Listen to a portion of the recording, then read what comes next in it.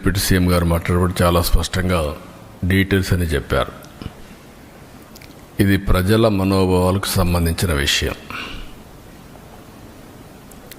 ఈరోజు ఒకసారి ఆలోచిస్తే నాకు వెంకటేశ్వర స్వామితో ఒక విధంగా మా ఇంటి కులదైవం.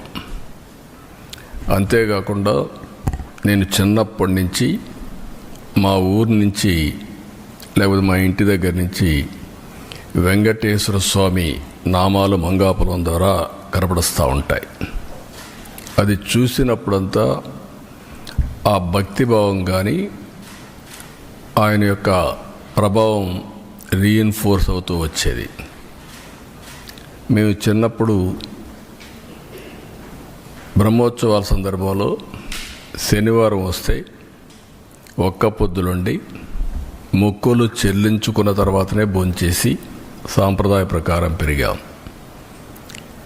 ప్రతి సంవత్సరం పరీక్షలు రాసిన తర్వాత దేవుని దగ్గరికి నడిచిపోయి అక్కడి నుంచి మళ్ళీ నడిచి తిరుపతికి వచ్చేవాళ్ళం. ఈ దారిలో పోయి ఆ దారిలో వచ్చేవాళ్ళం. అలాంటిది ఇటీవల కాలంలో కొన్ని అపచారాలు జరిగే పరిస్థితి వచ్చింది. నేను ముఖ్యమంత్రిగా ఎప్పుడు ఏది కూడా వైలేట్ చేయకుండా ఒక పద్ధతి ప్రకారం వెళ్తూ వచ్చాను. 2003లో నా మీద హత్యా ప్రయత్నం జరిగింది. అది సాక్షాత్తు అలిపిరిలో. ఆ రోజు నేను ఒక పవిత్రమైన కార్యక్రమానికి శ్రీకారం చుట్టాను. అది ప్రాణదానం, కార్పస్ అభివృద్ధి చేయడానికి. సిమ్స్లో ప్రారంభించి ఆ రోజే ఆనాటి చైర్మన్ టీటీడీ ఆదికేశులు గారు 1 కోటి రూపాయలు ఫస్ట్ విరాళం ఇస్తే దాన్ని అక్నాలెడ్జ్ చేసి అనౌన్స్ చేసి కొండపై పోయేటప్పుడు దగ్గర 23-24 క్లేమోర్ మైన్స్ నా మీద ప్రయోగించడం, కొన్ని క్లేమోర్ మైన్స్ వచ్చి నా కారు కొట్టడం. ఆ రోజు కూడా ఒక పవిత్రమైన రోజు అది. ఎందుకంటే బ్రహ్మోత్సవ సందర్భంగా ప్రభుత్వ లాంఛనాలు దేవునికి ఇచ్చే సందర్భం. అక్కడి నుంచి మామూలుగా అయితే బతికే సమస్య లేదు. అది నాకు పునర్జన్మ. సాక్షాత్ వెంకటేశ్వర స్వామి దిగొచ్చి నన్ను కాపాడాడు తప్ప లేకపోతే ఏ విధంగా కూడా బ్రతికే సమస్య లేదు.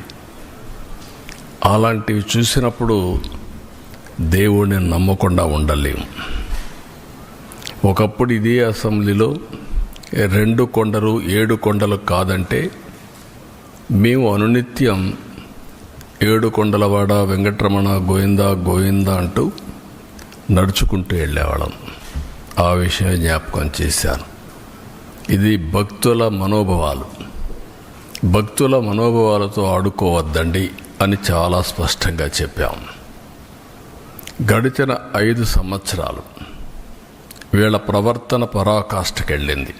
వీళ్ళ అధికారం ఉన్నప్పుడు రాముడి తల తీసేస్తే నేను అక్కడికి పోయి అడగడానికి, వాస్తవాలు చూడడానికి పోతే తిరిగి నా మీద కేసు పెట్టారు. అంతర్వేదిలో రథం తగలబడిపోతే అడిగితే కంతిరీగలు కాల్చాయి, అంతేగాని ఎవరికి సంబంధం లేదని.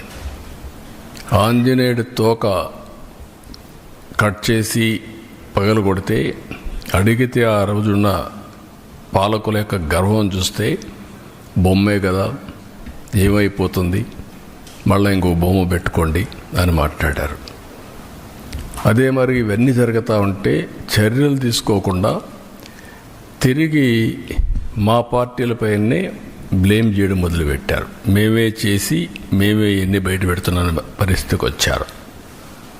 తిరుమల ఈరోజు ఏదైతే చెప్పారో ఈరోజు వచ్చింది కాదు. 2022లో వీళ్ళు పంపించిన రిపోర్ట్ ప్రకారం TFTRI చాలా స్పష్టంగా కల్తీ జరుగుతుందని చెప్పారు. డెలిబరేట్గా తొక్కిపెట్టారు, యథేచ్ఛగా కొనసాగించారు. నేను ముఖ్యమంత్రి కాకమునుపు నేను చాలాసార్లు ప్రయత్నం చేశాం, పోరాడాం. కడాను నేను ముఖ్యమంత్రి అవుతానే నేను నిర్ణయాలు తీసుకున్న దాంట్లో ప్రధానమైన నిర్ణయం, ముఖ్యమంత్రిగా ఫంక్షన్ చేయాలంటే ఒక ప్రిన్సిపల్ సెక్రటరీ ఉండాలి. ఫస్ట్ ప్రిన్సిపల్ సెక్రటరీని పోస్ట్ చేశాను. రెండోది, మానవ సేవ చేయక మునుపు మాధవ సేవ కోసరం, దేవుని సేవ కోసరం నేను ఎన్నికల్లో ఏదైతే చెప్పానో ప్రక్షాళన చేస్తానని దానికోసం టీటీడీ ఈఓని శ్యామలరావుని సెలెక్ట్ చేసి సంతకం పెట్టాను. ఈ రెండు చేసిన తర్వాతనే రెగ్యులర్ కార్యక్రమాలకు నేను వెళ్ళాను. అదే సమయంలో వెళ్ళిన తర్వాత అక్కడ జరిగే పరిస్థితులు చూసి ఇక్కడ పొరపాట్లు ఉన్నాయి కాబట్టి మనం టెస్ట్ చేయాలనే ఉద్దేశంతో అక్కడ శాంపుల్ తీసి ఎన్డీడీబీ పంపించారు. ఎన్డీడీబీలో చాలా స్పష్టంగా చెప్పారు. ఆ విషయమే నేను చెప్పాను. ఈరోజు సిట్ వచ్చింది. అసలు సిట్లో మీరు చూస్తే మొత్తం కెమికల్స్తో, పామాయిల్తో నెయ్యి తయారు చేసే పరిస్థితికి వచ్చారు. ఇప్పుడే కేశవ్ గారు చెప్పినట్టు దాంట్లో మళ్ళీ ఆ కెమికల్స్ కూడా కొన్ని ఆయిల్తో తయారు చేస్తారు, కొంతమంది యానిమల్ ఫ్యాట్తో కూడా తయారు చేస్తారనే పరిస్థితికి వచ్చారు. అంటే దేవుడు అంటే లెక్కలెత్తనం, డెలిబరేట్గా అపవిత్రం చేయడానికి మీకు విశ్వాసం లేకపోవచ్చు. విశ్వాసం లేకపోతే ఆ జోలుకు రావద్దండి. విశ్వాసం ఉండే భక్తుల మనోభావాలు దెబ్బతీయడానికి, లేకపోతే దేవుని యొక్క పవిత్రత దెబ్బతీయడం, ఇది చాలా దుర్మార్గం. ఇది మామూలు కాదు, ఇది మహాపాపం. నేను చాలా స్పష్టంగా చెప్తున్నా. ఇంతవరకు చరిత్రలో వెంకటేశ్వర స్వామి జోలికి ఎవ్వరూ రాలేదు. మీరు ఇంకా చరిత్ర డీప్గా వెళ్తే బ్రిటిష్ వాళ్ళు కూడా వెంకటేశ్వర స్వామి జోలికి రాకుండా మిగిలిన దేవాలయాలు ఇచ్చేసినా ఇక్కడికి వచ్చినప్పుడు మాత్రం వాళ్ళు ఇంకా ఇంప్రూవ్ చేశారు. రికార్డ్స్ కానీ, పద్ధతులు కానీ, సాంప్రదాయాలను కానీ ఇంప్రూవ్ చేశారు. That is the power of God. అలాంటి దేవుడి దగ్గర మీరు చేసిన అపచారం చూస్తే దుర్మార్గమైన అపచారం. ఈరోజు మళ్ళీ నిన్న మొన్న మీరు మాట్లాడుతూ ఉంటే చూస్తే ఎంత దుర్మార్గంగా మాట్లాడుతున్నారంటే, నేను అపాలజీ చెప్పాలి, మేము చెప్పాలి.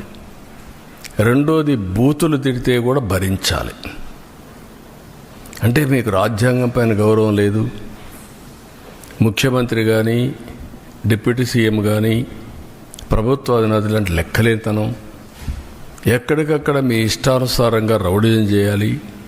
రౌడీజం చేసి మీరు అనుకునిందే వాస్తవాన్ని ప్రజలు మెప్పించాలి అంటే అంత నిస్సహాయం మేమందరం. అందుకే నేను అందరికీ పిలిపిస్తున్నా. ఇది చూసిన తర్వాత ఎక్కడ కూడా సిబిఐ రిపోర్ట్లో ఇది కల్తీ లేదని ఎక్కడా చెప్పలేదు. నేను అతని స్పీచ్ చూస్తే ఏమనాలో నాకు తెలియదు.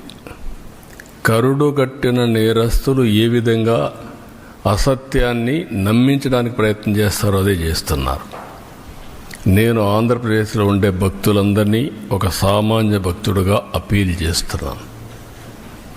రిపోర్ట్స్ అన్నీ మీ రోజుల్లో ఉంటాయి. దేవుని యొక్క పవిత్రత మనం కాపాడుకోవడం మనందరి బాధ్యత. ఫండమెంటల్గా ప్రతి ఒక్కరు, విశ్వాసం ఉండే ప్రతి ఒక్కరు దేవుణ్ణి దర్శనం చేసుకోవడమే కాదు, దేవునికి అపచారం జరిగినప్పుడు, అపవిత్రం జరిగినప్పుడు ఎవరైనా సరే ముక్త కంఠంతో ఖండించాల్సిన బాధ్యత మనపైన ఉంది. తిరిగి ఇలాంటి చేయాలంటే ఎవరైనా భయపడే పరిస్థితి రావాలి. ఈరోజు అందుకనే మేము ముగ్గురం కూర్చున్నాం. ఇది ఇంతటితో వదిలిపెట్టే సమస్య లేదు. ఏదైతే అపవిత్రత జరిగిందో భగవంతుడే మాకు ఈ సంకల్పాన్ని ఇచ్చాడు.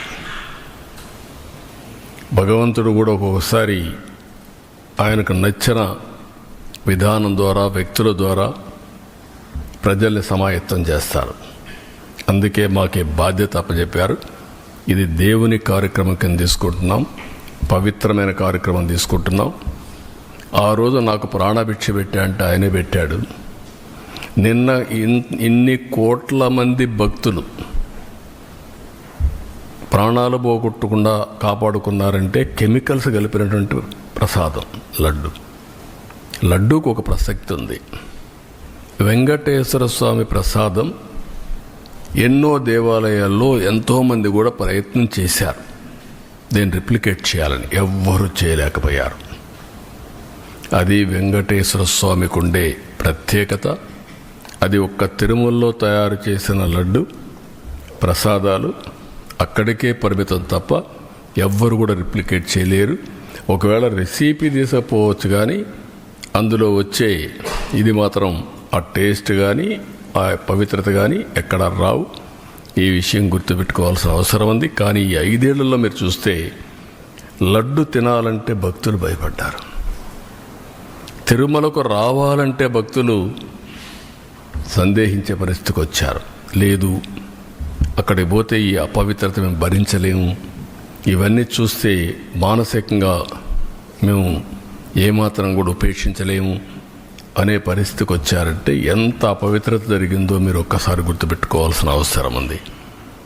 ఇన్ని కార్యక్రమాలు చేసి మళ్ళీ ఈరోజు ఎదురు దాడి చేసే పరిస్థితికి వస్తున్నారు.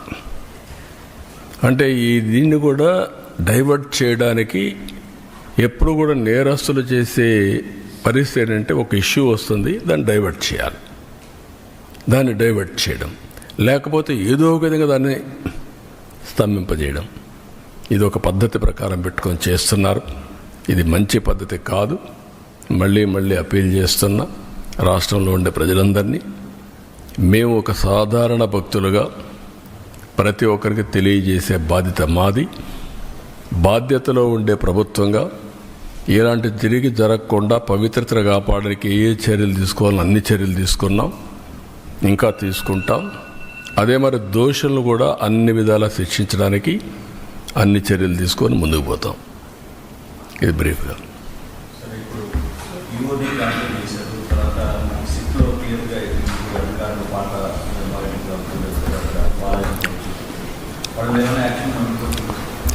యాజ్ ఆన్ టుడే మాకు ఏదైతే ఛార్జ్ షీట్ వేసారో ఛార్జ్ షీట్ ఇంకా నెంబర్ కావాలి, అది రావాలి.